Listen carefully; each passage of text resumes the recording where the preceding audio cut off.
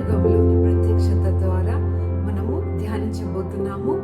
కాబట్టి మీరందరూ కూడా సబ్స్క్రైబ్ చేసుకొని ఛానల్లో దేవుని వాక్యం ధ్యానించుటలో నాతో పాటు లైవ్లో కనెక్ట్ అవ్వాలని, ఒకవేళ మీకు సమయం లేకపోతే లేవడం ఆలస్యం అయితే కూడా తర్వాత సమయమైనప్పటికీ కూడా మరి ఈ వాక్య ధ్యానములలో మీరు జాయిన్ అయ్యి ఆశీర్వదింపబడాలని ప్రభు ప్రేమను బట్టి మిమ్మల్ని అందరినీ రిక్వెస్ట్ చేస్తున్నాను. మరి 5 moments with your maker అనేటువంటి ఇంగ్లీష్ వాక్య ధ్యానములలో అనేకులు పాల్గొని ఎంతగానో ఆశీర్వదింపబడ్డామని చెప్పారు. అందరిని బట్టి దేవుని ఎంతగానో స్తుతిస్తున్నాను.